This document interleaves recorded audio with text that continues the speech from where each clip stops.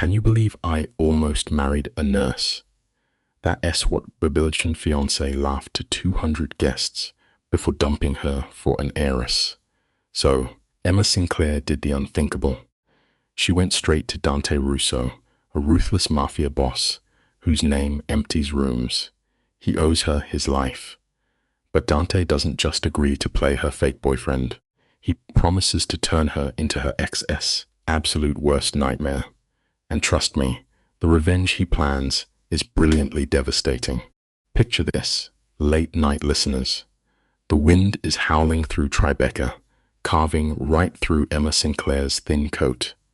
She stands outside the heavy iron doors of the Obsidian Club, shaking.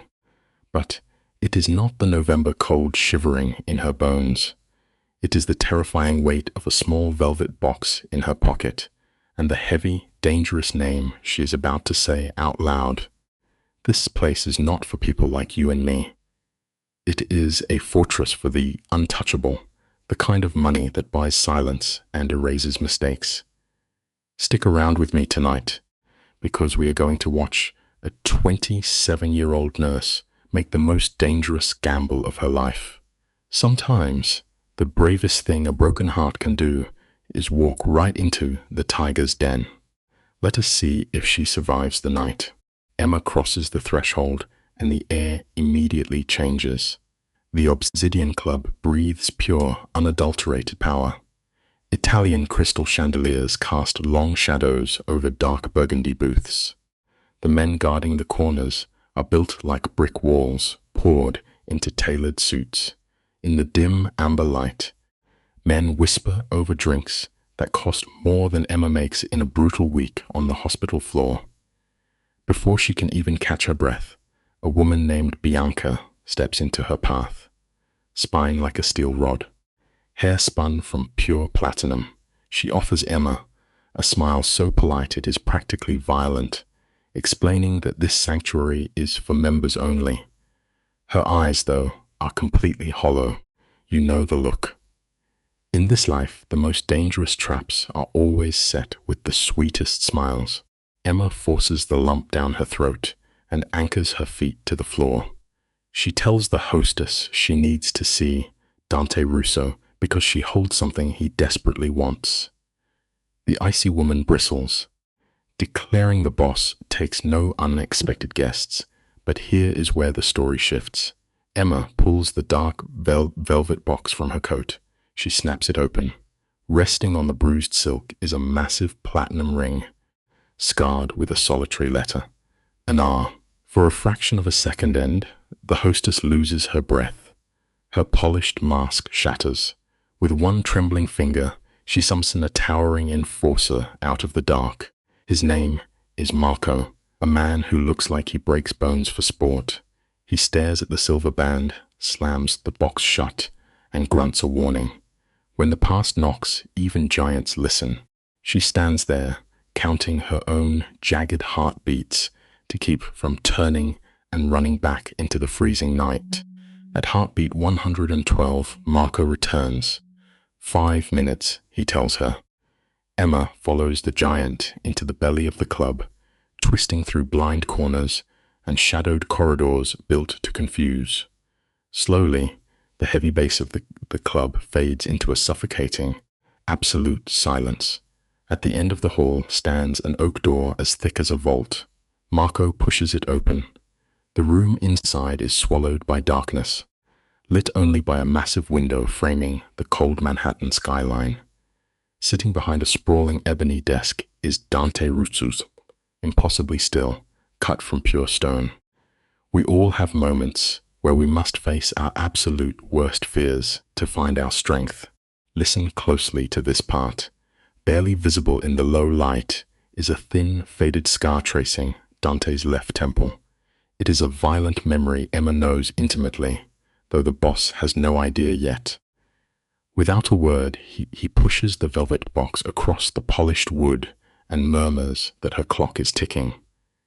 Emma takes a deep breath and simply sits down in the leather chair opposite him. It is a quiet rebellion, but right now, defiance is the only armor she has. She strips away her pride and tells him the ugly truth. Her ex threw her away for a wealthy heiress, and their wedding is in 2 weeks. She needs Dante to be her date. He slowly raises his head, studying her like a puzzle. Never let anyone make you feel small just because they broke your heart. Emma holds his cold stare. Without a shred of doubt, she tells him he is no stranger to her. The shift in the room is immediate. Dante's pale, grey eyes narrow, suddenly sharp as shattered glass. He realizes she knows exactly what kind of monster he is. Emma simply nods, her voice steady. She knows the weight of his name, and she knows exactly whose hand used to wear that ring. In a heartbeat, Dante rises from his chair with a terrifying, fluid grace. He moves around the desk like a shadow, sliding across the floor, completely silent and endlessly dangerous. Emma has to war with her own instincts just to stay glued to that chair. You and I know how hard it is to face down our demons. He reaches out, plucking the silver band from the velvet box. He turns the heavy ring over and over, letting the faint city glow trace its edges. His voice drops into a lethal, quiet register as he demands to know exactly where she got it. Emma draws in a sharp breath. Every rehearsed lie she prepared vanishes the moment she meets his gaze. It is a harsh truth of life. Deception burns away when you stand in the fire. So she tells him the absolute truth. She did not find it. He left it beneath a blood-stained hospital pillow in room 412, exactly 2 years ago. The heavy silver band freezes in his palm. The untouchable Dante Russo turns to stone. In that heavy silence, you can almost feel the memories crashing down on him, the blinding white lights, the desperate, shrieking alarms of a failing heart monitor. The agonizing past bleeds into the present. He remembers small, frantic hands pressing against his ruined chest, hands slick with his own blood, stubbornly refusing to let him slip away. He hears that steady voice echoing above the chaos, begging him to stay awake to focus on her. Dante blinks, the cold executive to suite review. He stares at Emma, truly seeing her for the first time. She reminds him of the 3 hollow points in his chest and the fading pulse. She looks right into the abyss of his eyes and tells him he was already gone, but she dragged him back to the living. Dante sets the ring down with the gentleness of a grieving father. Sometimes our greatest debts are owed to strangers in the dark. 2 years, he whispers, his voice thick with ghosts. He tells her his men tore the city apart looking for her, but the hospital claimed she did not exist. Emma offers a weary, defeated smile. She admits she scrubbed her real name from the records because she was terrified. When she tore open his shirt that night, she saw the sprawling Russo crest tattooed over his fading heart. Dante speaks softly, the realization sinking in. She knew he was a monster, and she saved him anyway. Emma simply replies that her job is to heal, no matter the sins of the patient. Real compassion means choosing kindness, even when fear tells you to run. Dante closes the distance between them. His eyes are a violent, stormy gray, holding secrets older than the city itself. In a voice barely above a breath, he confesses the ring belonged to his mother. It was the only memory of his mother he managed to keep. He left it beside her that night as an eternal blood debt, a silent vow that if the dark ever came for her, he would be her shield. Emma does not blink. She looks up at this king of the underworld and calls the debt due. A genuine flicker of shock ripples across Dante's stoic face. He asks if she is truly trading a priceless family heirloom for an evening of pretend romance. She tells him the value of a thing is not in its price, but in its purpose. Dante remains silent for a long moment. Then his tone drops to a cruel whisper. He asks if she even knows the real reason her ex abandoned her. Emma turns cold, terrified that this criminal knows her private pain. Secrets are a heavy currency, and he holds all the coins. He watches her, weighing her heartbreak like diamonds on a jeweler's scale. He asks if she merely wants him to play the role of a devoted lover and nothing more. Emma pours her soul out. She just wants to walk into that crowded wedding hall without falling apart. She wants to see the man who broke her look upon her and feel the crushing weight of regret.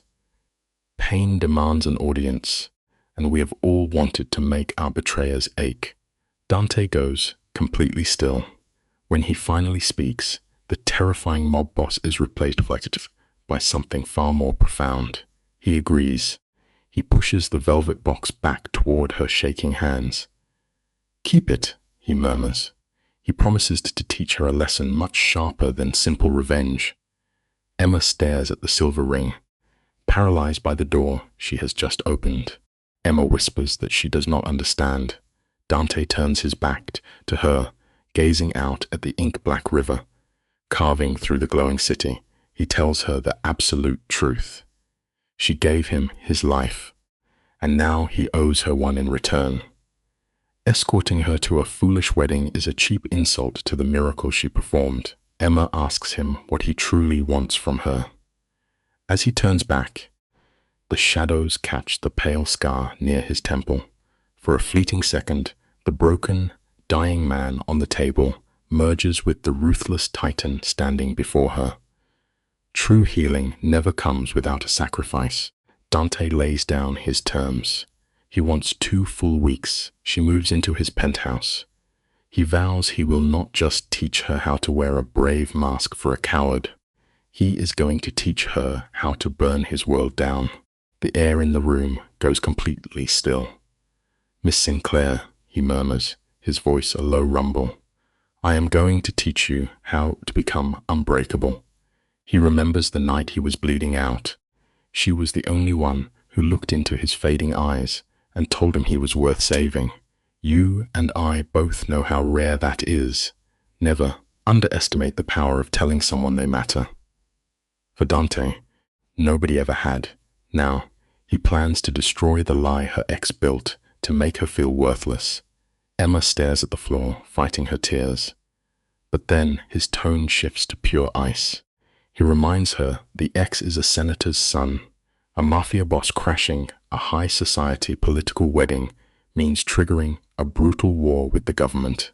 Sometimes, true loyalty means being willing to burn the world down just to keep a promise. Dante confesses that fighting politicians is the one line he has never crossed in 15 years ruling the underworld. Emma gently whispers that he should just walk away. But Dante is completely locked in. He explains that walking away from this life debt means betraying the only lesson his mother left him.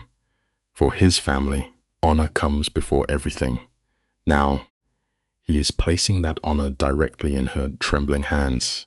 Emma physically shivers. It is not fear anymore. It is the crushing weight of actually mattering to a man the whole city fears. She remembers that chaotic hospital room, desperately pressing her hands into his fatal wounds to keep him breathing. The lesson here is simple but profound. The kindness you put out into the dark always finds a way back to you. Picture the scene with me. Emma is quietly slipping painkillers to Dante right before his surgery. He strictly forbids her from calling the police. She stands her ground, offering 2 weeks of her time, but refusing to abandon her patients. Dante gives a slow nod, promising his finest protection. But he delivers a heavy warning. The second the streets know they are linked, she becomes a prime target for his worst rival. They will use anyone soft to break him. Emma's blood runs cold, yet she still nods. Dante extends his scarred hand across the desk to seal their terrifying deal. Remember this simple truth. Real courage is not the absence of fear. True bravery is being completely terrified, feeling your heart hammer, and still reaching out to shake hands with the danger. Dante looks deep into her eyes and asks if they have a deal. Emma stares at the massive hand she held 2 years ago when his pulse faded beneath her fingers. She reaches out and takes it. He does not just shake her hand. He holds on, his thumb slowly brushing across her knuckles. He tells her he is not just paying a debt. He is claiming her for the next 14 days. He promises nobody gets to touch her, nobody gets to scare her, and no one will ever make her feel small again. The rush of blood in Emma's ears is deafening, but she manages a single nod. Dante says, "Good," orders a car for 6, and walks away. The deal is sealed. In life, the most profound promises are never screamed from the rooftops. They are whispered quietly in the dark, proven by action. Emma stands up, her legs trembling as she grips the velvet box. She steps into the dim hallway, knowing her ordinary life is over. By dawn, a pitch-black Mercedes glides up to her crumbling apartment in Queens. It sits next to a rusted Honda, like a flawless diamond dropped on a filthy sidewalk. Emma locks her door, running on pure adrenaline. Before her worn shoes hit the curb, the driver steps out. He is a massive wall of a man, built like a tank, but radiating a chilling, disciplined politeness. He introduces himself quietly as Luca. "You and I both need to remember this vital lesson in survival. Always pay attention to the quiet enforcers in the shadows. The loudest person in the room is rarely the most dangerous. It is the silent ones who hold the real power when the lights go out." Luca promises to be her shadow from now on, opening the door without another word. They glide over the Brooklyn Bridge as the pale sun turns the suspension cables into threads of gold. Sitting in a car that smells of rich leather, Emma watches the city wake up. For the first time since her heart was broken, she stops feeling like a background character in her own tragedy. They arrive at a brutal skyscraper on Park Avenue, piercing the sky like a steel needle. A private elevator sweeps them upward in total silence. When the doors part on the 85th floor, she does not just see wealth. It is a cold monument to dominance. We often forget this, but sometimes finding your true worth means stepping into the unknown and letting your old life completely fade away. The penthouse is breathtakingly cold. 3 sprawling floors of dark glass, steel, and black marble, built to suppress human warmth. A silver-haired woman suddenly appears at the base of a floating staircase. Standing with the rigid posture of a general, she introduces herself as Giovanna, the keeper of this fortress. Emma follows her upward, passing a massive living room where a single, priceless painting hangs on a sterile wall. The silence is heavy with unspoken power. They enter a guest suite that completely dwarfs Emma's old life, radiating the quiet hum of endless wealth. Look at the sudden shift in her reality. True compassion is never wasted. When you plant a seed of kindness in the darkest dirt, life will eventually repay the debt in ways you never saw coming. The bathroom is pale stone, but the closet is the real shock. It is packed with breathtaking dresses in bold colors Emma never felt brave enough to wear. Giovanna notes everything will fit perfectly, claiming Mr. Russo had her measured while she slept. Emma freezes in absolute shock. Giovanna offers a dry smile, replying that Dante is simply a talented guesser. A startled, genuine laugh escapes Emma's lips. It is the first time she has laughed since her brutal breakup with Harrison Sosin. Suddenly, a deep voice shatters the quiet. Dante leans in the doorway, dressed in sharp black, radiating the dark energy of a man who controls the dawn. He commands her to breakfast at 7. Healing often begins exactly like this. One unexpected laugh, finally cutting through months of heavy, agonizing silence. Emma asks if he always rises before the sun. Dante casually replies he sleeps 4 hours a night, an occupational hazard. Let us look at this next moment together, because the atmosphere completely shifts. Emma enters a kitchen built around a white marble island.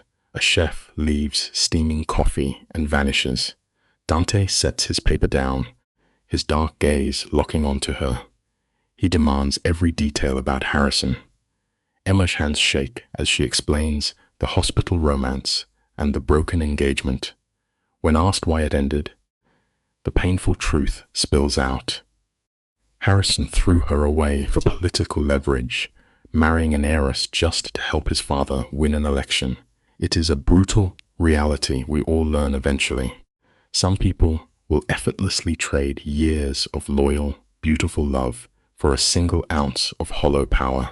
Dante sees right through the polite excuse, demanding the ugly truth. Emma stares down, the old heartbreak cracking open her chest. She whispers about a charity gala.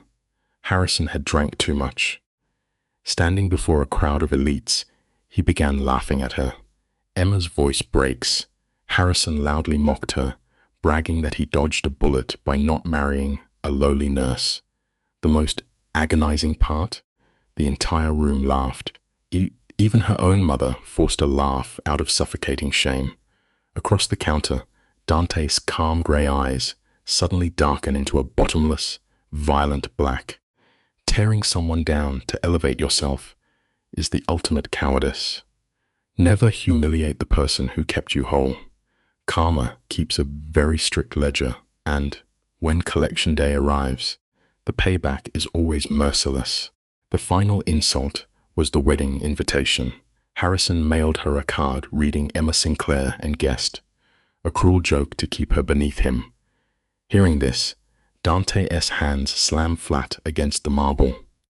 He forces himself to stay perfectly still, to keep from destroying the room. "Eat," he orders quietly. When Emma asks what they are starting, Dante lifts his gaze. Behind his eyes lies a terrifying, violent promise. He vows, in a voice like shattered ice, to mold her into Harrison's worst nightmare. Soon after, he guides her down the staircase to a hidden lower level. It is a vast, mirrored room with polished oak floors, waiting like an empty stage. Always remember this truth.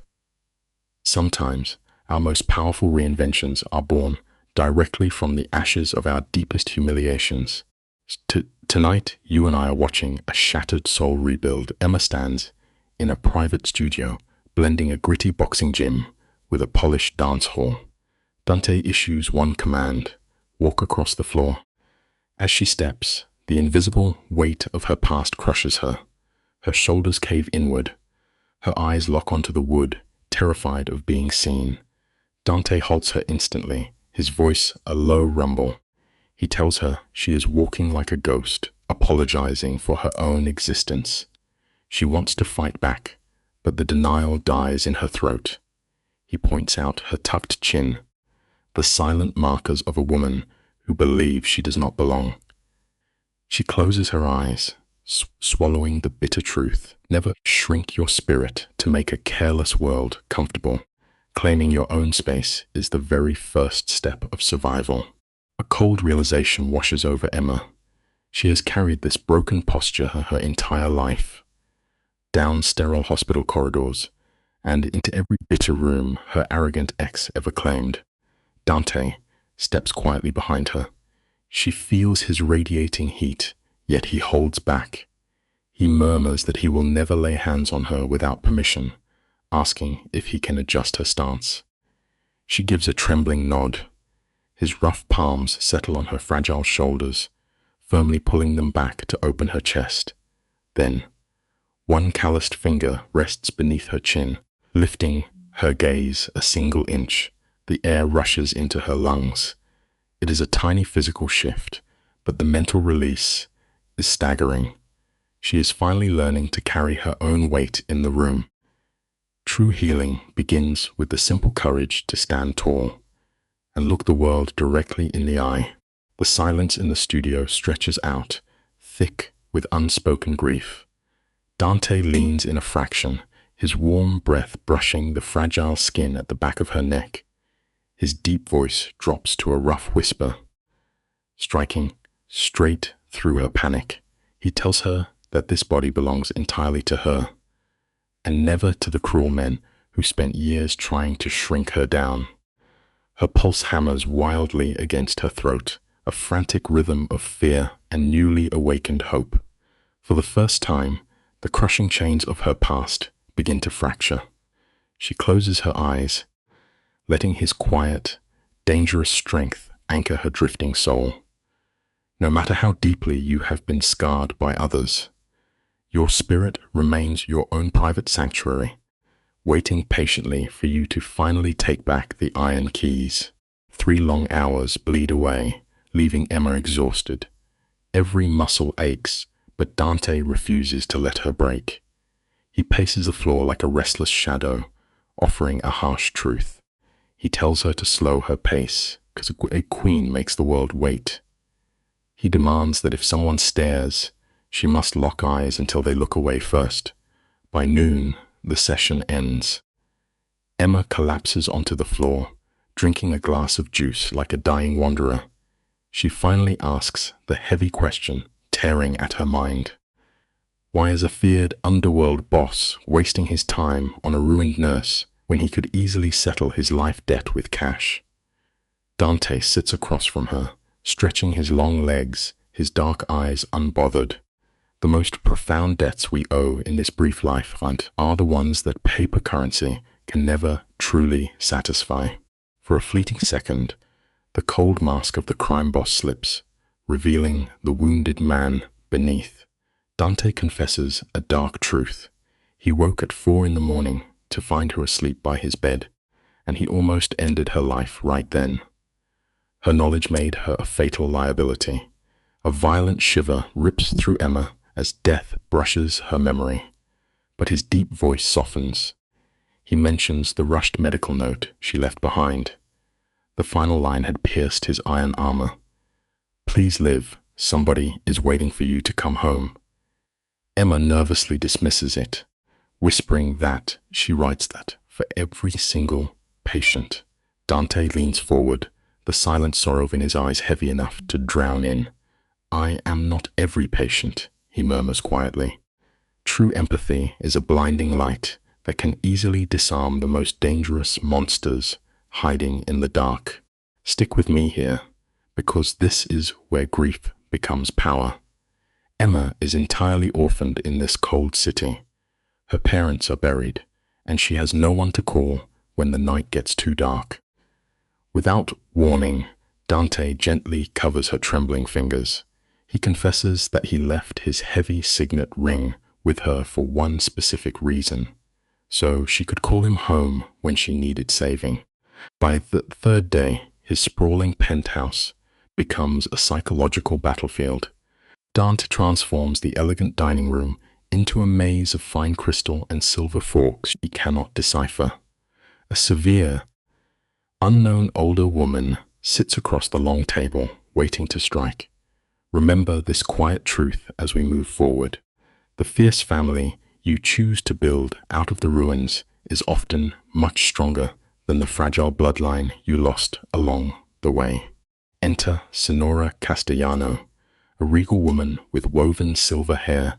She glides across the marble like she rules the old world. Dante introduces her as a family consultant, a polite title masking a terrifying enforcer. Tonight, this ruthless woman is playing the role of Emma's former abuser, the toxic mother of her ex. She strikes immediately, using a sickeningly sweet voice to mock Emma's fractured life. The invisible claws of panic grip Emma's throat. Her trauma begs her to shrink, to apologize for breathing, to hide away. Her mind flashes back to Harrison's cruel, mocking laughter, echoing in a hollow ballroom. The emotional agony is suffocating, but surrender is no longer an option. You cannot let the ghosts of your past dictate the architecture of your future. To survive the burning fire, you must stand tall and fiercely reclaim your own ashes. Suddenly, the terrified girl vanishes. Emma inhales the bitter air, lifting her chin to meet the older woman's predatory stare. Drawing on a dark, unfamiliar strength, she fires back with polite, freezing venom. She smiles softly, thanking the woman for her hollow concern, declaring that her own survival now comes first. It is a stunning display of newly forged armor. In the shadows, Dante leans silently against the wall. He catches her eye and offers a single, fiercely proud nod. Days ago, Emma would have been blind to it, but today, that quiet approval anchors her wounded soul. The Sonora prepares another verbal strike, but a harsh buzzing shatters the tension. Dante's phone vibrates against the cold marble table. He glances at the screen, and the room's temperature instantly plummets to freezing. True confidence is a heavy blade, and once forged in the fire, no one can disarm you.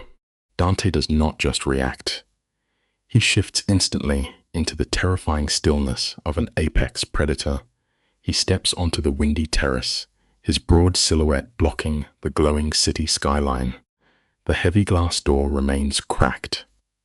Emma sits frozen, watching him pace like a cornered wolf, while firing off rapid, violent Italian into the phone. Through the rushing wind, 3 chilling words reach her ears: Bianchi, murder. When he steps back inside, his features carved from absolute ice. When she asks what is wrong, he attempts to shield her with a hollow lie, murmuring that she should not worry. But the old, fearful Emma is gone. She stands up, her voice trembling but unbroken, reminding him that her life was put on the line the night she saved him. Boundaries require courage to enforce. If you are forced to bleed in the war, you deserve to know exactly who is holding the knife. You might be wondering the same thing I did. How does the bitter past always find us? Dante stares her down before releasing a heavy, exhausted breath. He reveals the crushing truth. Salvatore Bianca, his most vicious rival, is hosting a shadow meeting at the Plaza Hotel. The guest of honor is Senator Whitmore, the powerful father of the man who broke Emma's spirit. All the blood drains from her face. Dante explains the lethal math. If Bianca buys the senator's loyalty, he gains the power of the federal government. He could erase Dante's entire syndicate without firing a single weapon. A suffocating panic wraps around Emma's ribs. This is not random luck. This is an orchestrated nightmare. Sometimes the universe drags your deepest, unhealed traumas back into the glaring light, simply to force you to pick up the heavy sword and finally fight back. The horrifying reality crashes over Emma. If she walks into the high society Whitmore wedding on Dante's arm, her former tormentors will recognize her. They will weaponize her, knowing she has become the feared boss's only vulnerability. Trembling, she tries to surrender. She begs Dante to abandon the plan, refusing to spark a bloody gang war over her own shattered heart. But Dante will not accept her retreat. In 3 massive strides, he crosses the floor, his large hands gripping her shaking fingers. His dark eyes lock onto her frightened soul. He tells her he has watched her transform from a bleeding ghost into an unyielding queen. He forbids her from letting old terrors clip her wings again. Never allow the paralyzing fear of an unseen tomorrow to strip you of the closure and absolute respect you have bled so heavily to finally earn. Guilt tears at Emma's conscience, but Dante silences her fears with a quiet, lethal certainty. The war is not coming, he tells her softly. It is already here. Bianca will strike regardless of what they do. But then, the ruthless boss reveals his own exposed heart. He tells her that having someone to protect does not weaken his resolve. It sharpens his blade. Emma searches the infinite depths of his dark eyes for deception, finding only a fierce, terrifying devotion. His deep voice drops to a gravelly promise. Her abuser will never forget the shadow they cast on his wedding day. What follows is a brutal rebirth. Over the next week, Emma is forged in fire, learning to conquer the very spaces that once erased her. Finding a righteous purpose does not simply heal your bleeding wounds. It makes your fragile soul absolutely bulletproof against the dark. Let's look at this final transformation together. By day 4, Dante summons a legend. Celine, a viciously talented stylist, circles Emma with the cold eyes of a hawk studying a blank canvas. She murmurs that the broken nurse possesses the bone structure of royalty. Soon the penthouse is flooded with garments worth more than a decade of Emma's hospital shifts. She is submerged in suffocating luxury, stepping into woven silk that slips over her skin like cool water. Celine is a merciless judge, discarding heavy emerald fabrics and pale laces with an impatient wave. Finally, she unzips a garment bag, revealing a breathtaking gown the color of fresh, dark blood.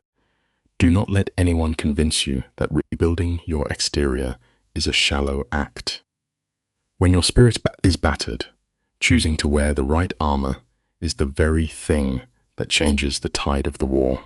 The burgundy dress is a weapon. The silk falls like water, featuring a massive slit and a back cut completely open. Emma stares into the mirror, genuinely unable to recognize the stunning powerhouse looking back. Dante stands in the doorway, totally silent, just taking her in. Finally, his deep voice breaks the quiet. "That is the one," he murmurs, guaranteeing her ex will literally forget how to breathe. By day 5, they pivot to ballroom dancing. Dante pulls her across his private studio, teaching her the waltz under dim lights. It reminds us of a simple truth in life. Real transformation is a silent, grueling process. You have to do the exhausting, painful work behind closed doors before you can ever expect to command the spotlight. You and I need to talk about the heavy tension in this quiet room. Dante plants his hand on her lower back, holding her like a man shielding his world from a storm. As he spins her, his voice goes painfully serious. He warns her that Harrison will absolutely try to cut in, and she has to know how to freeze him out. Emma frowns, wondering why her ex would even bother. Dante explains the tragic psychology of it all. Toxic men cannot stand watching someone else cherish the prize they carelessly threw away. By day 6, Emma is back working her grueling nursing shift, with the massive Luca standing guard outside. The lesson here is simple, but hard to forget. Never let someone try to reclaim your heart just because you finally found the strength to level up. 3 in the morning, under harsh hospital lights, a co-worker spots the mountain of a bodyguard outside the emergency room and asks the obvious question. Emma just smirks and simply calls him a friend. Complete boss move. By day 7, Dante tests her at an exclusive Michelin restaurant. She crushes it, ordering vintage wine and commanding total respect. But the mood shifts in the dark armored car going home. Dante drops a heavy truth. He tells her she is only 60% ready because she still secretly feels like she is wearing a costume. From the shadows, he softly asks about her family. It leaves us with a necessary truth in life. Pretending only gets your foot in the door. Genuine power demands that you actually believe you belong in the room. The armor cracks. In the quiet car, Emma pours her heart out to the mob boss. She tells him about her mom teaching, the agonizing loss of her father, and working grueling shifts to put her brother through medical school. Dante asks if her brother knows about her toxic ex. Emma admits her brother wanted to fly to New York to break the guy's jaw, and Dante nods with deep respect, calling him a real man. They pull up to her building, but Dante stops her at the door. His eyes lock onto hers, burning with memory. He brings up the night they first met, when she held his hand before his life or death surgery. He demands to know what she whispered. Here is the beautiful lesson. The smallest, quietest acts of compassion can completely rewrite your destiny without you ever even knowing it. Emma flushes deep red and confesses what she whispered that night. She begged his bleeding body not to die because the world desperately needed more handsome men. She assumed he was completely unconscious. Dante gives her a rare, breathtaking smile that could melt ice. He admits he heard every single syllable. He literally chose to claw his way back to life just to track her down one day. What a powerful confession. Day 8 brings more brutal reality. She pulls another 12-hour shift, fighting for lives while bracing for a Mafia war. She walks out at dawn, utterly exhausted and smelling of antiseptic. It teaches us a vital lesson about life. True heroes do not sit around waiting for a magical savior. They step out into the freezing cold and do the heavy lifting themselves. You can feel the danger bleeding into this scene. Luca is waiting in the black SUV, but Emma feels suffocated. She taps on the bulletproof glass, telling him she desperately needs to breathe real city air. Luca hates the idea, but slowly trails her along the curb. The Manhattan mist is impossibly thick tonight, swallowing the harsh noise of traffic and wrapping the streets in a lonely silver fog. For one stolen minute, Emma closes her eyes and pretends she is just a normal woman with a quiet life. But peace is always a fragile illusion. Without all, a tall silhouette steps right out of the blinding fog, completely blocking her path. It is a painful lesson we all eventually learn. The very second you finally drop your heavy armor is exactly when your toxic past comes crawling back to haunt you. The fog parts to reveal Harrison, looking exactly like the villain he is. He wears a long wool coat, flashing an empty smile that holds zero warmth. He tries to play it off as a coincidence, but Emma is done being the victim. She coldly calls him out for stalking her. Harrison pivots to playing the worried savior, claiming he is only there because Dante Russo is a dangerous man. He steps uncomfortably close, reeking of expensive cologne, trying to physically intimidate her. But Emma refuses to flinch. She looks into his cold eyes and tells him the feared mob boss has shown her more genuine kindness than he ever did. Harrison just lets out a dry, cruel laugh. It leaves us with a haunting truth to remember in life. Sometimes the deadliest poison is the exact same voice we once desperately mistook for love. The absolute nerve of this man. Harrison calls her naive, mocking the idea that a king like Dante could ever care for a simple hospital worker. He spits the word nurse like poison, trying to drag her back into that suffocating humiliation. The old Emma would have crumbled, but not tonight. Her new instincts kick in. She pulls her spine perfectly straight, channeling the icy calm Dante taught her, and stares Harrison right in the face. She completely flips the dynamic. Her voice is dead quiet as she tells him she can literally smell the fear sweating off him.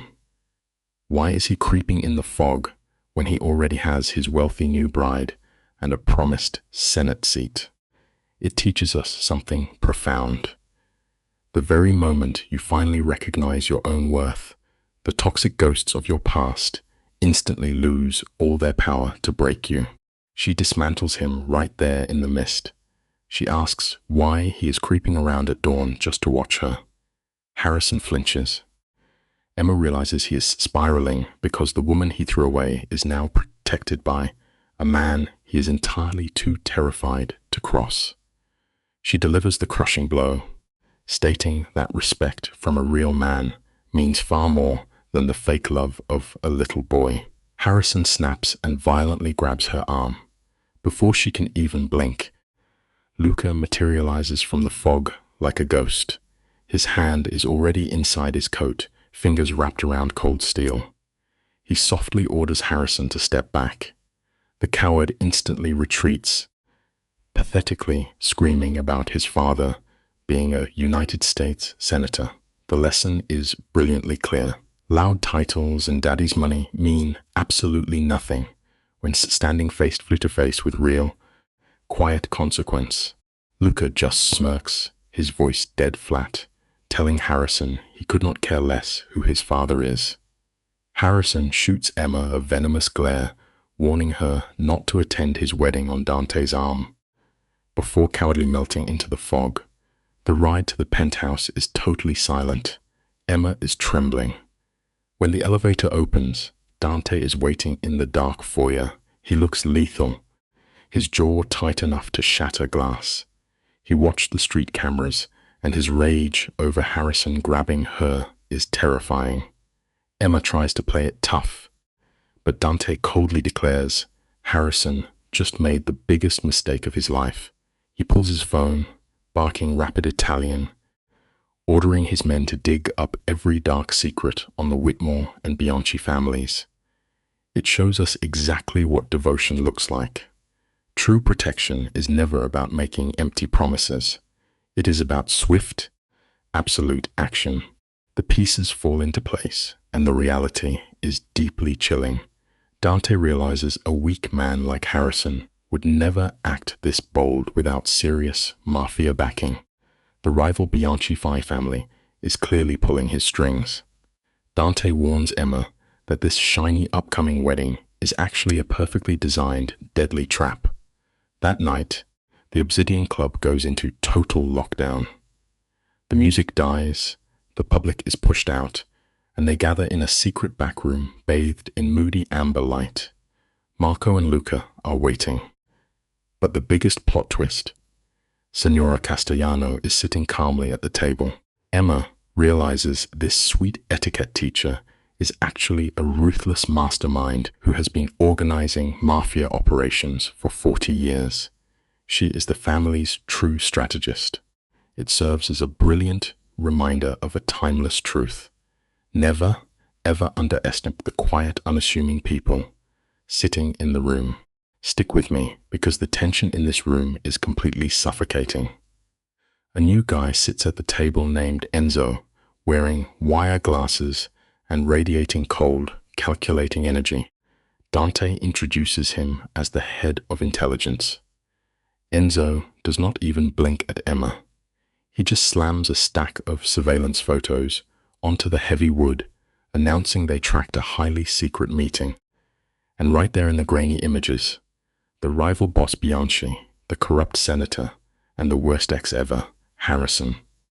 Emma stares in shock at a picture of Harrison sipping scotch across from a known killer. Bianchi is offering $20 million in blood money to secretly fund Harrison's shiny new political campaign. It proves a miserable fact of human nature.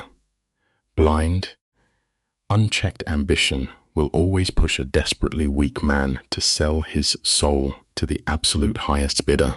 As you and I know, dirty money always carries a bitter price. Politicians are bought to shield the Bianchi syndicate, but Dante senses the shadows thickening, ordering Enzo to reveal the rest. Enzo delivers a shattering blow. Bianchi wants Dante erased from this earth. He expects Harrison to weaponize the government or simply put a bullet in him. Emma feels her blood run cold as Enzo details their design for a fatal accident. Then, the older woman speaks up, her voice like ice. The high society wedding is a meticulously crafted snare, and the lesson here is brutal but true. When you step into a viper's nest, your enemies will use your innocence against you, ready to frame a simple nurse and a powerful man with equal, merciless cruelty. They could spin any twisted lie to the press. A jealous lover, a hit gone horribly wrong, anything to wash their hands of the blood. Dante looks Emma deep in the eyes, carrying the weight of the underworld in his gaze. He tells her the absolute truth. If they walk into that wedding, the syndicate will try to take his life, and they will bury her right next to him. Most people would shatter, but Emma simply suggests they cancel. Dante, however, is a different breed of survivor. He flashes a terrifying razor-sharp smile. "They are going," he whispers. but they are going to hijack the trap. Marco asks for the strategy, and Dante lays it out with chilling precision. The lesson is clear. Never run from a snare when you can turn it into a weapon. The second he enters that cathedral, his team will leak every piece of dirty evidence to the city news. Emma sits there, paralyzed by the scale of his ambition. Dante states, with deadpan calm, that he will bury a corrupt senator and a major mob boss in a single afternoon. This elegant wedding will become a political funeral, marking the death of the Bianchi bloodline. Enzo shifts nervously, warning that this is a declaration of all-out war. Federal agents will swarm, and every rival crew will howl for blood. Dante simply nods. He knows the agonizing risks, but he is doing this for Emma. Hearing his devotion, she jumps to her feet. She refuses to let him burn down the empire he spent 15 years building just to avenge her. It teaches us a profound truth. True love means protecting someone from their own destructive sacrifices. Dante slowly rises, walking around the heavy oak table until he is standing just inches away from her, the air heavy with unspoken words. Dante lowers his deep voice, the sound vibrating through the quiet room. He tells her this is no noble sacrifice. He has been waiting 2 agonizing years to make this move. Ever since her gentle hands saved his life, he knew he could no longer survive as a ruthless monster. She gave him the one thing he lacked, a reason to seek redemption. The room falls into a heavy, breathless silence. Then the hardened boss returns. They have 6 days. He vows that on Saturday, Emma will not enter that church as a victim. She will walk in as a queen, ready to reshape the New York underworld. The lesson here is that the right person can rewrite your entire destiny. Later that night, at 1 a.m, Emma lies awake. Staring at the ceiling of the luxury penthouse, drowning in her thoughts, she quietly slips out of bed to wander the dark halls.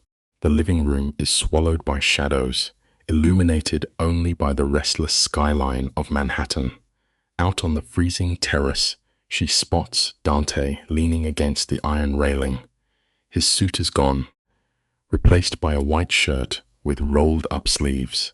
He is smoking a cigar, a rare habit that betrays the crushing weight on his shoulders. Emma slides the glass door open, stepping into the biting chill. The city hums miles below like a sleeping giant. She softly asks if he is struggling to find rest, and he murmurs that sleep rarely comes to him. The bitter wind tangles her hair as she asks the heavy question. Is he truly afraid of what awaits them? Dante turns his dark eyes to her and simply says yes. No hollow bravado. Just naked, raw honesty. The lesson here? True courage is not the absence of fear, but the quiet willingness to admit you are terrified. Emma was bracing herself for Dante to raise his impenetrable mob boss armor. Instead, he dismantles it entirely. He confesses his deepest terror. He is not afraid of rival gangs or federal cages. He is terrified of failing her. He is haunted by the dread that over the next 6 days of violence, she will finally look at him and see only a monster. Emma steps closer, asking how he thinks she sees him right now. Dante looks down, his voice thick with emotion, and says she looks at him like he is actually worth saving. That is the beautiful life lesson for tonight. Sometimes it takes another soul believing in your light before you can stop living in the dark. A freezing wind cuts sharply across the terrace. Emma shivers, and in a heartbeat, this supposedly ruthless enforcer wraps his own warmth around her shoulders, desperate to keep the bitter cold away. The silk lining radiating his body heat feels like a protective embrace against the Manhattan chill. Then Dante shatters the night with an unbelievable confession.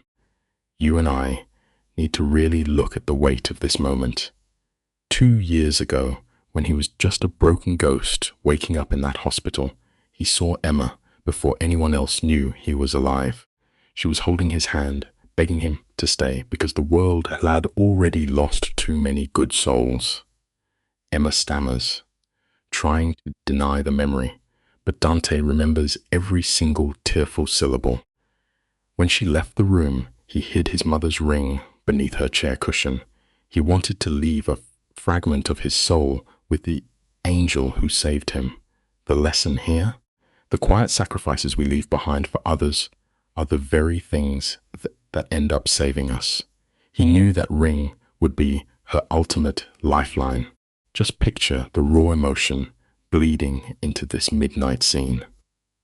Emma looks deeply into Dante's tired eyes, her voice shaking but certain, promising him she is not running away. Dante has spent 2 agonizing years in the shadows, but he admits he never once stopped thinking about the brave nurse who called him handsome while he was bleeding out on a gurney. That kind of profound loyalty is rare in this broken world. Tears spill down Emma's cheeks as a soft laugh escapes her lips, and she finally lifts her hand to touch his scarred face. The ruthless crime boss leans into her palm, whispering that he is never leaving her side again. The lesson here is written in stone. Real love stays completely anchored, even when the countdown to war begins. You do not simply walk away from a powerful connection that was forged in pure, agonizing fire. Dante closes his eyes, melting into her touch, yet guilt forces him to issue one last warning. He reminds her of the grim reality. He is a syndicate boss with unforgivable blood staining his hands. But Emma does not flinch. She reveals that she read his medical file 2 years ago. She knows this terrifying enforcer willingly took 3 heavy bullets to the chest just to shield an innocent child from crossfire. Dante freezes, staring at her as if she is the only piece of salvation left in his ruined universe. Overcome by her acceptance, he pulls her in for a kiss that has been brewing for 2 long years. It is slow, desperate, and heartbreakingly real. He is finally breathing again. The lesson for us tonight: never judge a soul by the shadows they cast, because sometimes the darkest reputations hide the most fiercely protective hearts. When they finally break apart, Dante rests his heavy forehead against hers. His voice is a rough whisper as he surrenders his soul. He confesses he is no longer a free man, because his life belongs entirely to her now. Tears spill from Emma's eyes as she nods, choosing to walk into the darkness by his side. We jump forward to day 14, the agonizing final countdown. At 7 in the morning, Emma wakes up feeling the steady rhythm of Dante's heartbeat under her cheek. They have shared a bed, but Dante has remained an unwavering protector, refusing to cross physical boundaries out of absolute reverence for her. He gently traces his fingers through her hair, murmuring that today is the day everything changes. Here is your midnight lesson. True power is not about taking what you want. It is about having the absolute restraint to deeply respect the person you love. Emma confesses in a fragile whisper that she is terrified of the day ahead, but Dante's voice is a steady anchor, promising he will be beside her when those heavy cathedral doors swing open. By 9 o'clock, Celine and her styling team arrive, turning the morning into a flurry of intense preparation. 3 hours later, Emma stands before the mirror, staring at a stranger. The quiet nurse from 3 weeks ago has completely vanished. In her place stands the queen of the underworld. Her hair is sculpted into flawless elegance, eyes sharp and smoky, and lips painted a dark, dangerous wine red to match her stunning designer gown. The lesson here is timeless. When you are preparing to walk into a lion's den, you must put on your absolute best armor. A deeply rooted, quiet confidence will always be the sharpest weapon you can carry into battle. There is nothing loud or flashy about her gown. It simply radiates a cold, untouchable power. As Emma slowly descends the sweeping staircase, Dante is waiting at the bottom, looking dangerously sharp in a tailored black tuxedo. For a man who commands every room, he is rendered completely speechless. He just stares at her, captivated by her transformation into underworld royalty. Breaking the silence, he produces a weathered vintage leather box. Inside rests as a heavy, breathtaking diamond necklace, a treasured relic that once belonged to his late mother.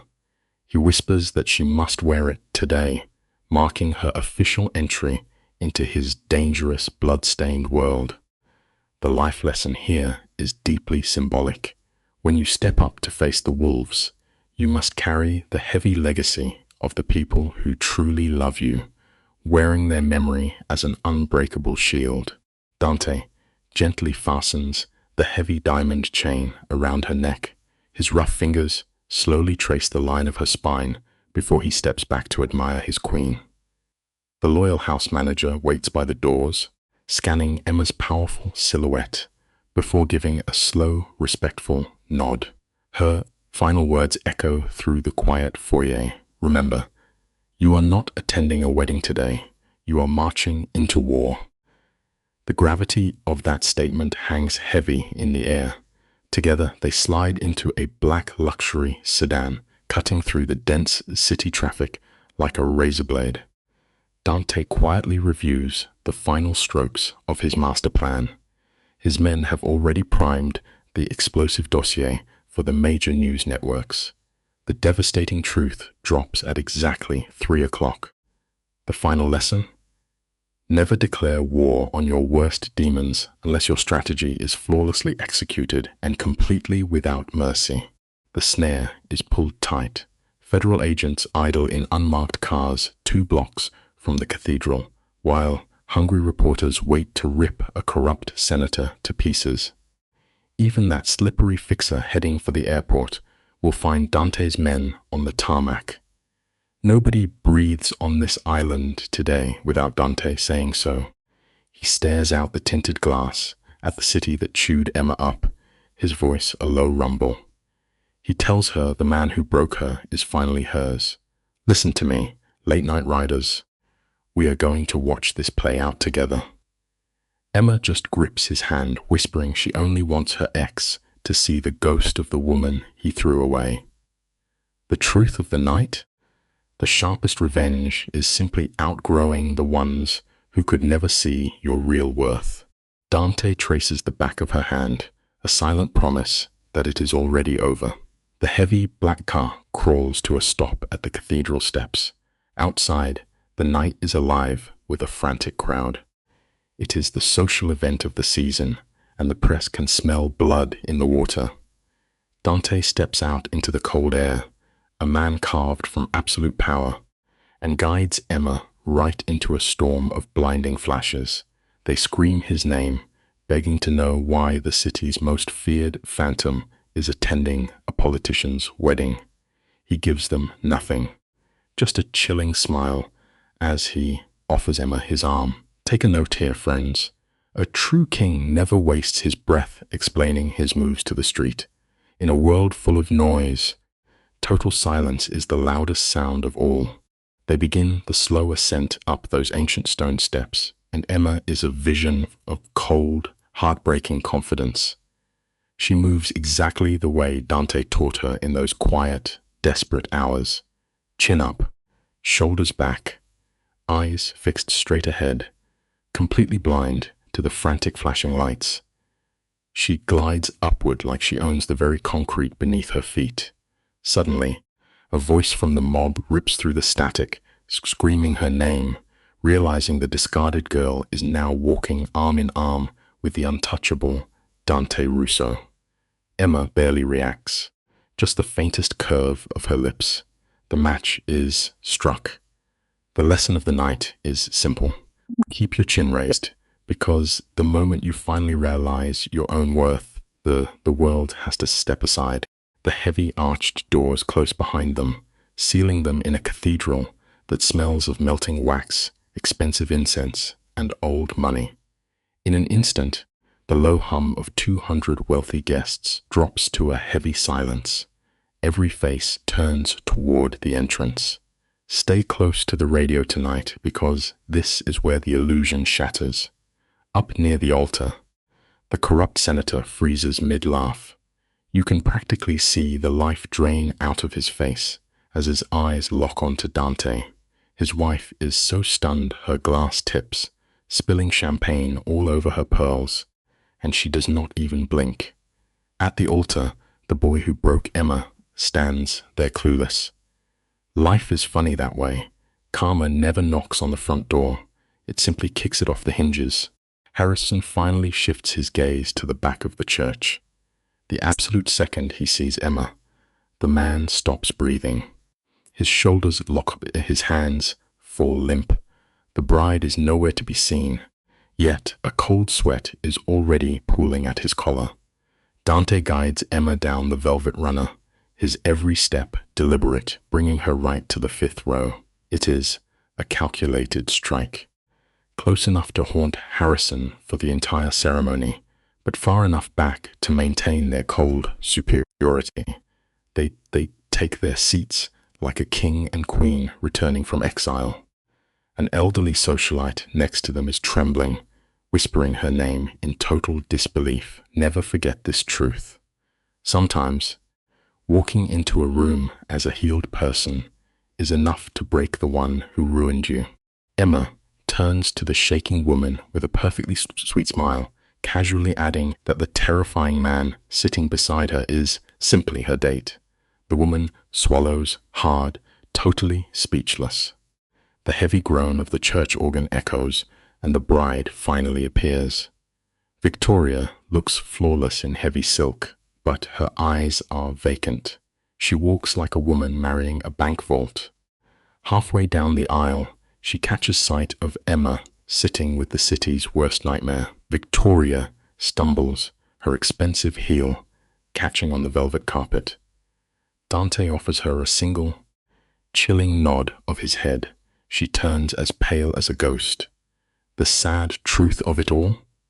You can never build a steady future when the sins of your past are watching your every move from the 5th row. Emma feels the dead weight of Harrison staring at her, but she refuses to give him even a fraction of her attention. Instead, she turns entirely to Dante, letting her hand rest softly, deliberately, on his thigh. A quiet, undeniable claim of power. Dante leans in, the heat of his voice brushing her ear as he whispers she outshines every soul in the room. The ceremony stretches on, a slow-motion disaster. Harrison chokes on his vows, his voice cracking into the microphone, while hundreds of guests watch his spirit crumble. Down in the front row, his father is typing on his phone, begging his guards for a lifeline. This is what we call the unraveling. Panic is just the bitter fruit of a guilty conscience, and sooner or later, the bill comes due. Dante murmurs a dark reassurance, telling her the senator can type until his hands bleed, but his men have already chained every exit shut. No one is saving them.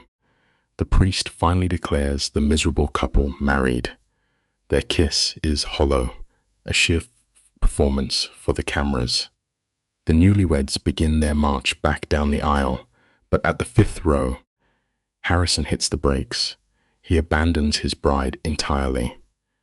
He stares at Emma, his voice a desperate whisper, saying he never thought she would come. Let us pause right here, listeners. Emma meets his broken gaze with eyes made of frost. Not an ounce of anger, just a polite, devastating congratulations on his hollow union. The lesson runs deep tonight. True peace is looking your past in the eye and feeling absolutely nothing. Picture the heavy air in that room.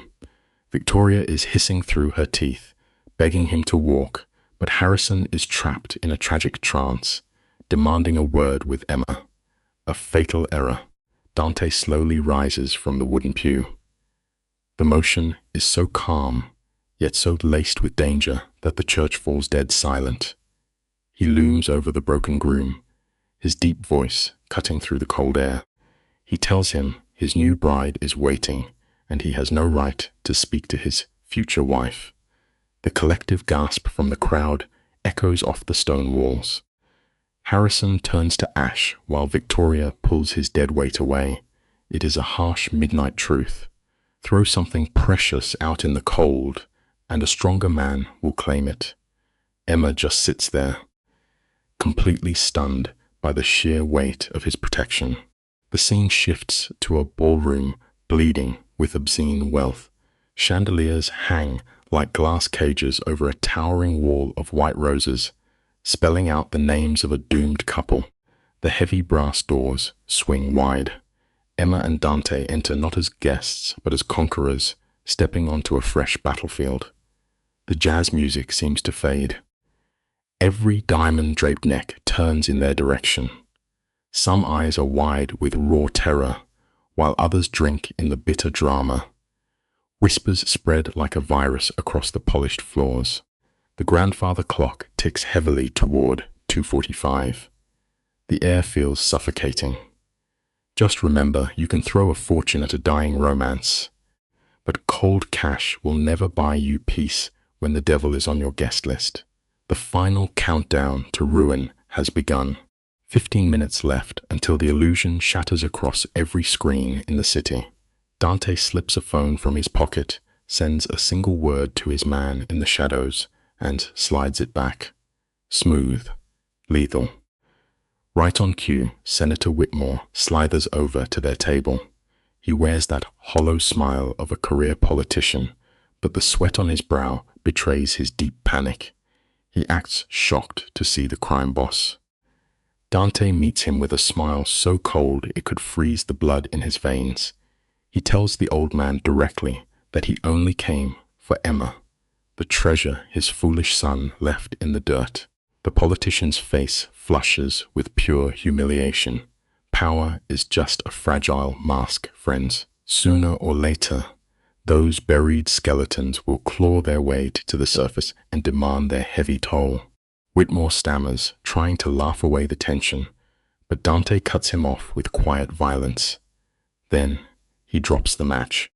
He softly mentions the senator's hidden meetings right in this hotel with Salvatore Bianchi, a rival phantom of the underworld. The color drains from the old man's cheeks.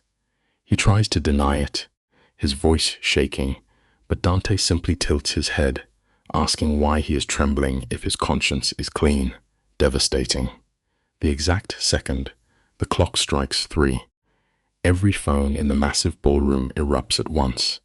A chorus of sudden alerts completely drowns out the string quartet.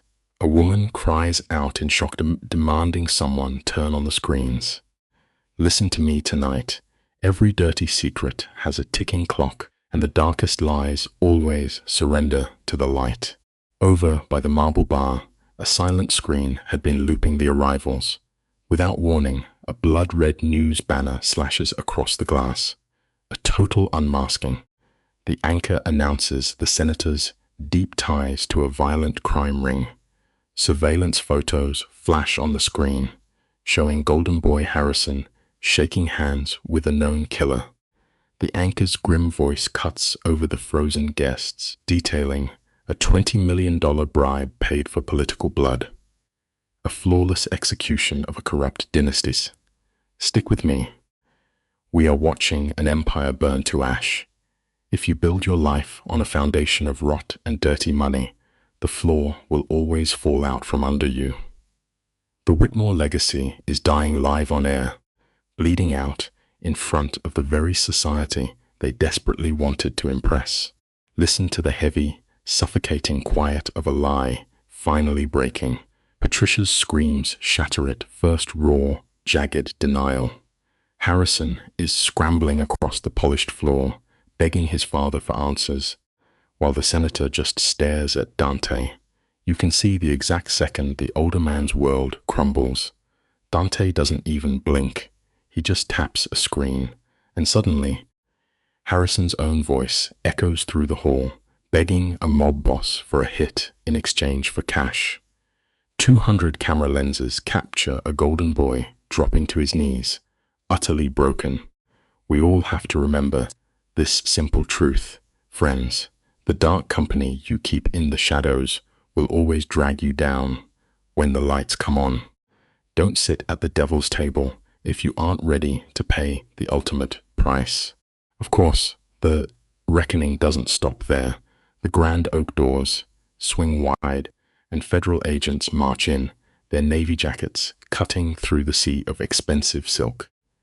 The charges ring out like gunshots: bribery, conspiracy, fraud.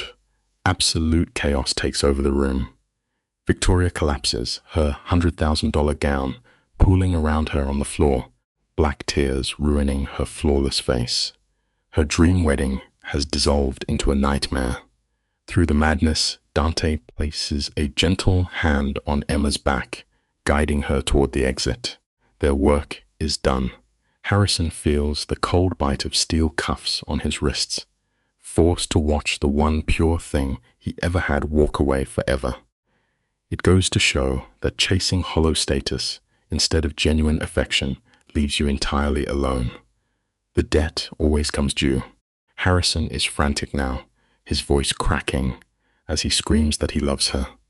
And Emma actually stops. The silence in that shattered ballroom is deafening. She doesn't scream back. She doesn't have to, because quiet confidence always drowns out loud desperation. She just looks at the hollow shell of the man she once knew, telling him softly that he never loved her. He just couldn't handle losing his prize. Then she slips her arm through Dante's and walks out of the ruins with her head held high. Cameras flash in the freezing night air. Dante flashes a faint, cold smile. A perfectly clean execution. This is your reminder tonight to hold tightly onto the good ones who stand by your side. Once a loyal heart decides it has had enough, it closes its doors forever. Once the heavy car doors slam shut, cutting off the flashing lights, the adrenaline simply vanishes. Emma begins to shake, her hands trembling as the sheer weight of what they just pulled off settles in her bones. Dante reaches over, pressing a soft kiss to her knuckles, a quiet promise that the storm is over. The Whitmore name is already ashes, but the night still has teeth. Dante checks his phone, a grim satisfaction crossing his eyes. Bianchi tried to slip away on a private jet, but Dante's men were waiting on the tarmac. Hearing this, Emma exhales a breath that feels like it has been trapped in her chest for years. Courage isn't the absence of fear, my friends. It is walking straight through the flames, even when your hands are shaking, knowing there is safety on the other side. Let's step inside that quiet penthouse. Emma kicks off her heels the second the lock clicks, leaning back as Dante pours a dark, aged whiskey. He hands her the heavy glass and pulls her close against him on the velvet couch. She feels victorious, but Dante's eyes remain heavy with the burdens of his world. He tells the war isn't over. Bianchi has a strong family, and they won't let this insult fade into the night. Then he finally tells her the truth about the blood on the floor 2 years ago. The bullet Emma saved him from, it was fired by Bianchi's men, all because Dante refused to let them buy the city's politics. Our past choices are the bricks that build our future, and in a world run by shadows, choosing to keep your soul clean will always make you a target. The air between them grows incredibly thick. Dante confesses that if his heart had stopped that night, his entire organization would have bled out with him. By pressing her hands to his wound, Emma didn't just save one man, she sheltered hundreds of innocent families who depended on his quiet empire. Emma sits there, speechless, the magnitude of her compassion washing over her. Dante looks at her with an intensity that could burn the city, whispering that his debt is paid. But he found something far greater, his salvation. They pull together into a desperate, grounding kiss, shedding the terror of the past week. It's a beautiful reminder that a single act of blind kindness can ripple out, returning to us as love. But in this life, Peace is a fragile thing, easily broken by a ringing phone. The screen lights up on the glass table. The second Dante puts the phone to his ear, all the warmth leaves his body, his jaw locks. The cold, calculating boss returns in an instant. He lowers the phone, and the dread in his eyes makes Emma's stomach turn. The man the enforcers grabbed on the tarmac was a decoy. The real Bianchi slipped through their fingers and vanished into the night. Even worse, Dante's other trap just sent Bianchi's own sister straight to a jail cell. In one afternoon, the monster lost his empire and his bloodline. Now, he has nothing left but a craving for revenge, and he is coming for them. The harsh reality of dealing with demons is this: if you aim for the crown, you'd better finish the job. A wounded predator is far more vicious than one who rests easy. You and I can feel the ice creeping into the room as Emma swallows hard, asking who the target is. Dante doesn't sugarcoat it. He looks right through her and says one word: you. Bianchi knows exactly where to slide the knife. Dante flips a mental switch, his voice turning to steel as he locks down their world. He commands armed guards for the doors, bulletproof glass, and dispatches heavy, tactical teams to shield his mother and brother. Emma curls her legs to her chest on that beautiful velvet couch, shivering. She had stared down crooked politicians and a deceitful lover without flinching, but this is a different kind of darkness. It reminds us of a bitter truth. Offering someone your entire heart gives them incredible strength, but it also creates the deepest chink in your armor. Dante pulls her shivering frame hard against his chest, making a vow written in iron. He whispers into her hair that if anyone even touches her shadow, he will set the entire city on fire until the sky turns black. That devotion is beautiful, but it carries a terrifying weight. Naturally, sleep refuses to come. For hours, Emma lies awake, listening to the heavy boots of the guard pacing the hall. At 3 a.m, she drifts toward the massive glass window. Far down below, parked in the lonely streetlights, 3 black tactical trucks sit with their engines running. The wedding scandal was mere child's play compared to this. The real battle is at their front door. It is a harsh fact of life. Sometimes, finally closing a difficult door only opens another one directly into a storm. For 3 agonizing days, the tension inside that penthouse just builds and builds. Emma's face is on every local station, tied to the biggest scandal of the decade. But by the 4th morning, the golden cage becomes too tight. She stands her ground, stating plainly she is going back to her hospital shift. He tries to fight it, desperate to keep her hidden, but she stops him cold. She tells him that if she abandons her purpose, the men in the shadows have already won. We all need to hear that message tonight. Don't ever let the fear of what might happen steal the life you've built. Dante finally agrees, but quietly surrounds the entire hospital with his heaviest hitters. And then, right at 11 o'clock, the storm breaks. A brutal car crash floods the emergency room, and the trap is perfectly set. The emergency room turns into a battlefield of screaming monitors and rushing feet. The smell of fresh blood hangs heavy in the air. Amidst the panic, a stranger in scrubs taps Emma's shoulder, stating a patient in room 412 is crashing. Room 412. The exact spot where she saved Dante 2 years ago. The memory pushes her into a sprint. Her panic completely blinds her to the obvious trap. Why would a stranger know her name? She throws the door open, but the bed is stripped bare. There is only an unnatural stillness. As she turns to run, a gloved hand clamps over her mouth, a chemical-soaked rag forced against her face. It is a harsh warning.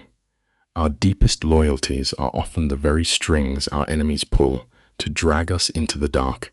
The world dissolves into a terrifying black void for Emma. Miles away in the dim light of his private club, Dante gets the call.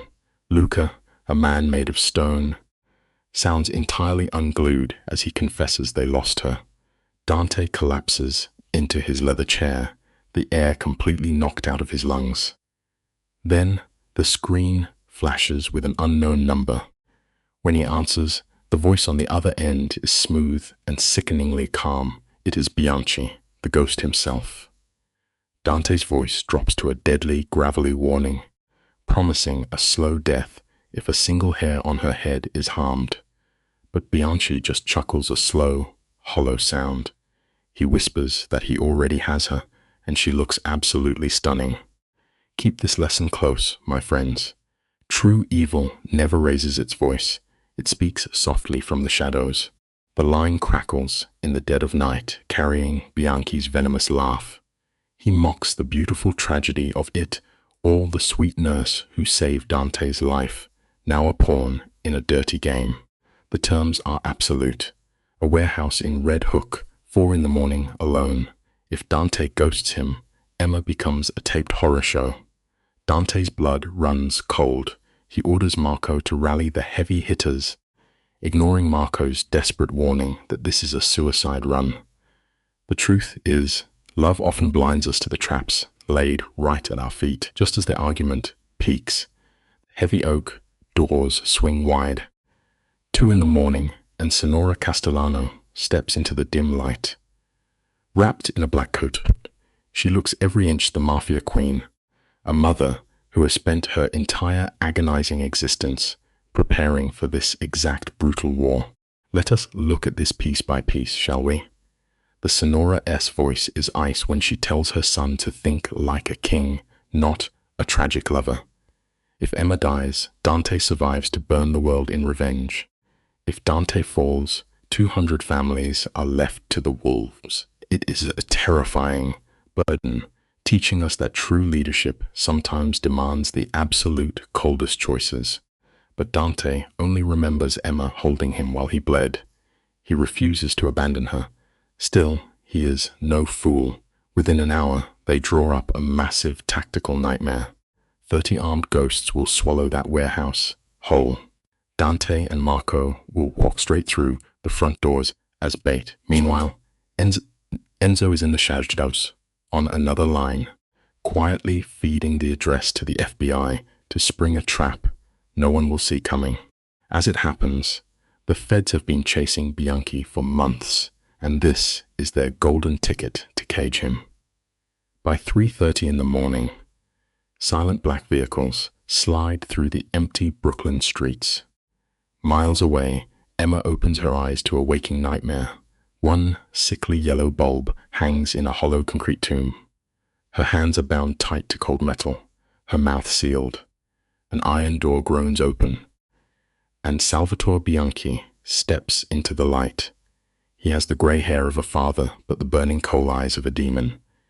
He wears the smile of a man with nothing left to lose. He rips the tape from her skin, whispering that screams are completely useless down here. It is a bitter reminder that the monsters we fear the most are absolutely real, breathing the exact same air we do. Bianchi leans in, bragging that they are completely off the map. Emma fires back, her voice shaking, telling him he cannot touch Dante. But here is the agonizing truth. Bianchi does not want to simply kill his enemy. He wants to tear Dante's soul apart, to watch the proud boss beg on his knees while using Emma as the blade. But Emma is no longer a timid girl. She forces her racing heart to slow, scanning the room. 6 armed men, 1 door. Dante's old warning echoes in her mind when fear grips you. Find a weapon. Life forces us all to adapt. And panic only hides the answers waiting right at our feet. Her eyes drop to the dusty concrete, locking onto a jagged shard of broken glass left from a shattered whiskey bottle. Her silent, desperate war has officially begun. Moving with agonizing caution, Emma drags the sharp glass up between her heels, fighting for her life in the dark. Then, a low rumble vibrates through the floor. Heavy engines. At 4 on the dot, The massive doors scream open. Dante walks into the dim light with Marco right behind him. They carry no weapons, no backup. It is the terrifying confidence of a man walking into his own grave to save the woman he loves. Bianchi throws his arms wide, laughing like they are long-lost brothers. Dante's face is carved from stone. He demands Bianchi take his life and let Emma walk, but the old wolf is savoring the kill. He paces around Emma's chair, dragging his rough hand over her shoulder. True courage is staring the devil in the face and refusing to give him a single tear. Emma sits perfectly still and does not even blink.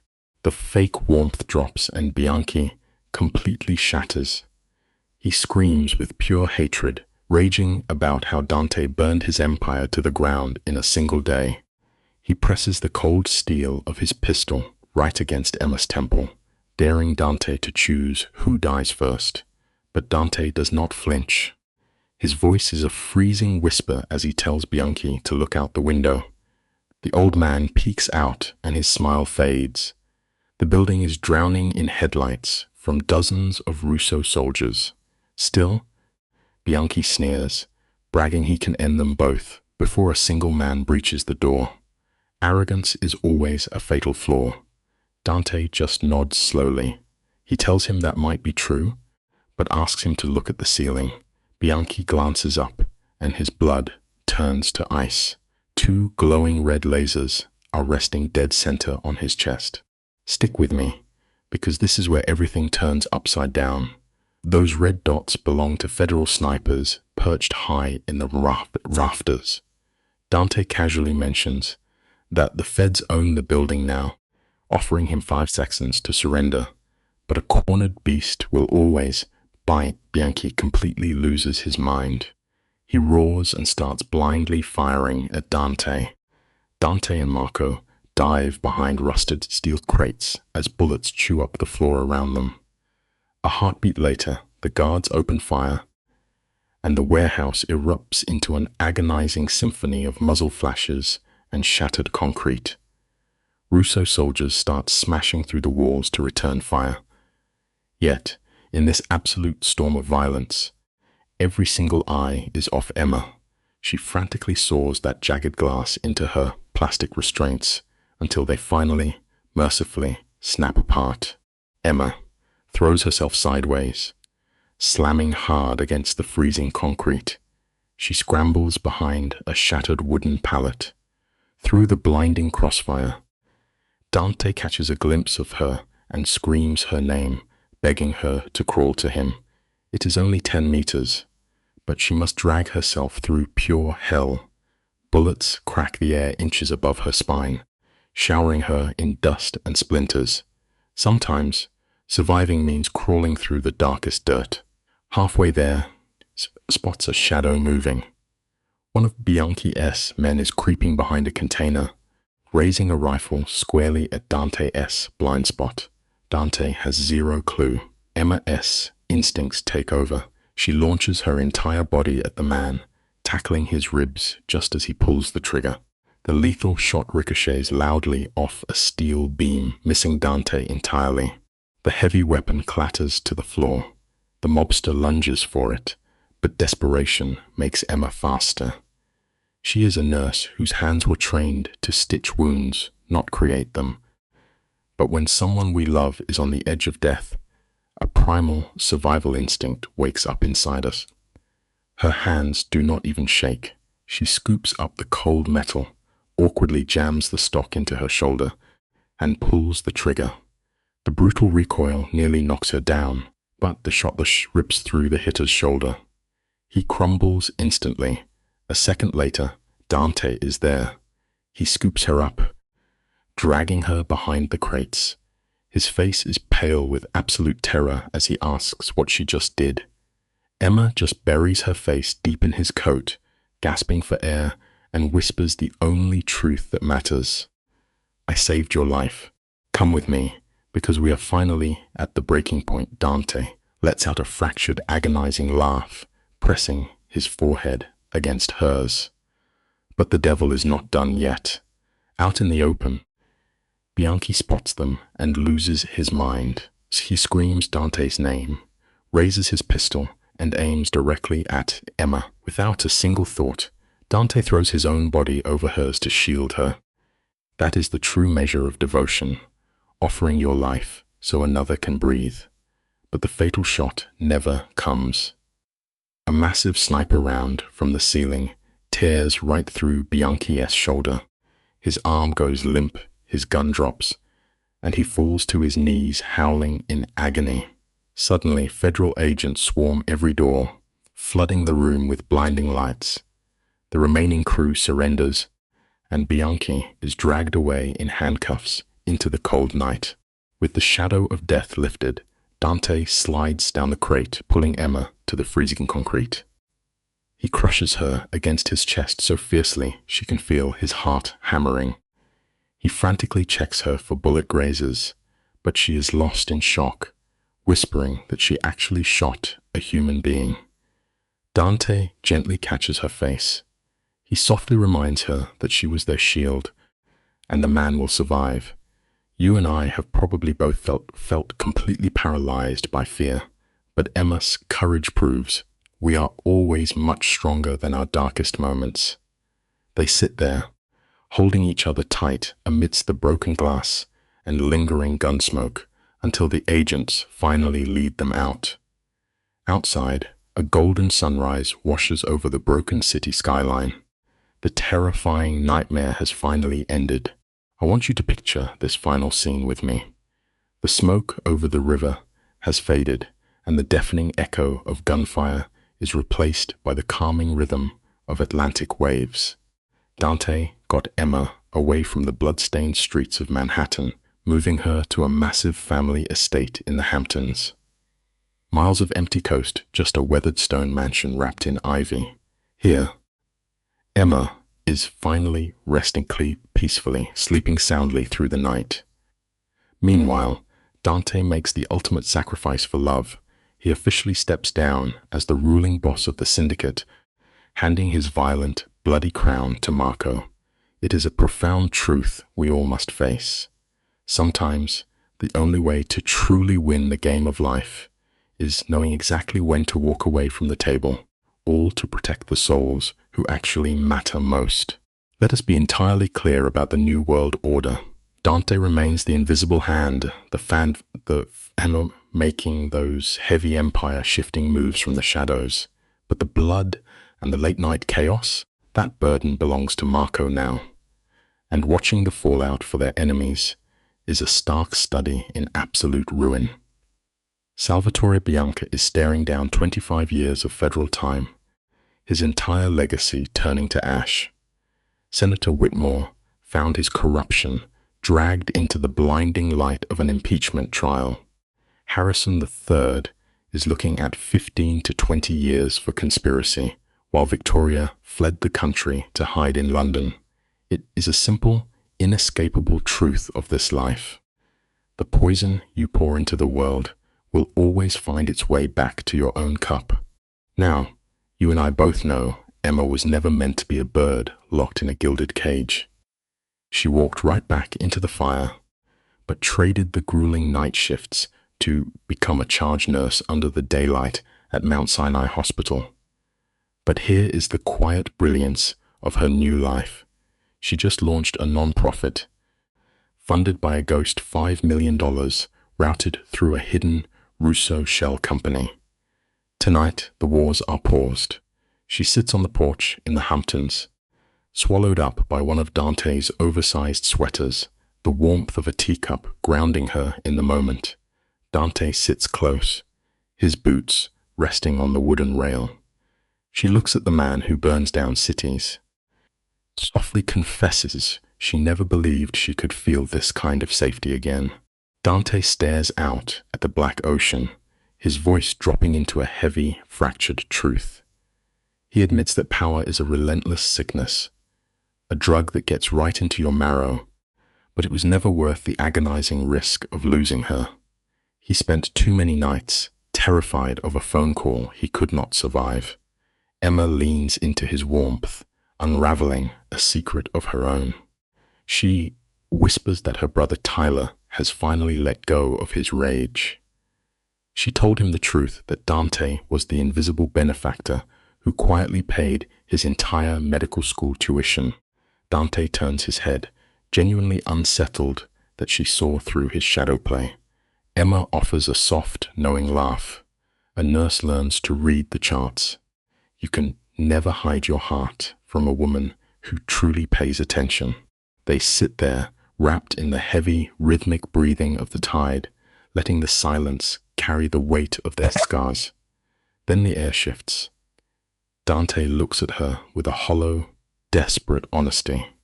He tells her the thought of living without her is unbearable, but his reality will forever be stained by violence.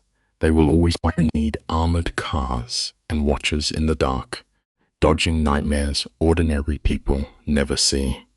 He looks into her eyes and offers her the hardest thing he has ever given an exit. If she wants a normal, quiet life, he will walk away and guard her from the dark forever. Because true love is never about pulling someone into your own storm. It is about having the strength to leave the door open. Emma just turns toward the dying light. Emma looks at this terrifying man and closes that exit door forever. She reminds the former king of the underworld that she pulled him back from the edge of death twice, and they have walked through far too much fire to surrender now. Hearing the absolute certainty in her voice, the untouchable Dante Russo actually breaks. Tears gather in his cold eyes.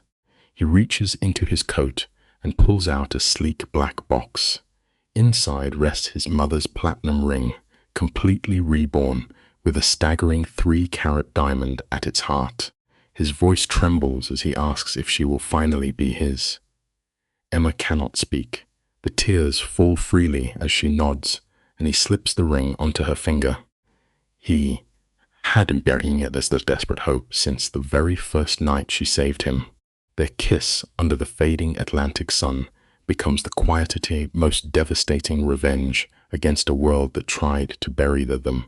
Fast forward 6 months, and the Hamptons estate is entirely reborn.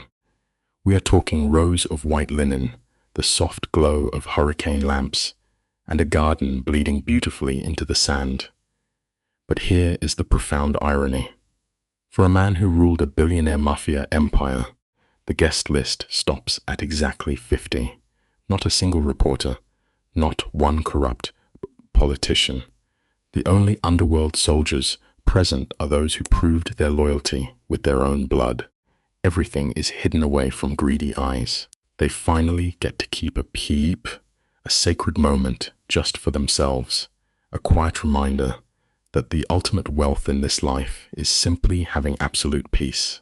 Stick with me here, because you and I need to look closer at the faces in this crowd. Tyler is standing tall in a sharp grey suit he bought himself, his hands nervously picking at the cuffs.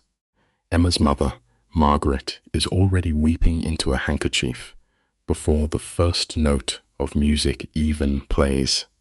In the corner, a group of exhausted emergency room nurses are laughing, completely unaware they are drinking with Mafia royalty. Marco, Luca, and Giovanna anchor the front row, wearing their scars like badges of honor. Way in the back, Enzo stands perfectly still, his eyes constantly scanning the tree line for threats. But the absolute showstopper? Margaret walks right up to the most dangerous man in New York and wraps him in a desperate, trembling embrace. Margaret stares up at this lethal force of nature and weeps, thanking him for loving her broken daughter and bringing light back into her eyes. Dante Russo closes his eyes and pulls in a breath that looks 20 years deep. For the very first time since he watched his own mother fade away, he speaks the word mother into the open air. The grief and healing in that single word is enough to break you. Then the music shifts and Emma appears. No ridiculous designer labels, just a breathtaking ivory dress from a dusty Brooklyn boutique. Tyler walks her forward, his hands shaking with pride, until he gives her away. Waiting beneath a massive oak tree is Dante, standing beside an old neighborhood priest. The most powerful men always hunger for the simplest truths. Dante speaks his vows in a low, unwavering baritone that carries over the crashing waves. He tells Emma she resurrected his soul twice, and he will spend every remaining breath trying to earn that impossible grace. He's supposed to be her shield, promising he'll never feel invisible again. When Emma speaks, the slight tremble in her breath quickly hardens into absolute steel. She reminds him that she arrived with nothing but a pawned ring and a desperate gamble. He did not just save her from a monster. He saved her from disappearing entirely into the grey background of life. She vows to truly see the man behind the shadow every single day. They exchange rings, forging an unbreakable pact. The greatest power on earth is finding the one who understands your dark. When they finally kiss beneath the branches of that ancient oak, the small crowd erupts. There is nothing polite or polished about the noise. It is raw, tearful joy. Later, under the soft glow of paper lanterns, Tyler stands up and raises his glass. His toast cuts straight to the bone. He says the right partner is never the guy with the flawless resume, but the rare soul who plants his feet and fights when the monsters come knocking. A string quartet plays into the night, the music washing over the dancing shadows. Long after the guests fade away, Emma and Dante walk alone by the water, the hem of her white dress dragging heavily through the wet sand. In the quiet dark, he gently asks if she regrets not inviting the old ghosts of her college days. Emma stops and looks at him, shaking her head.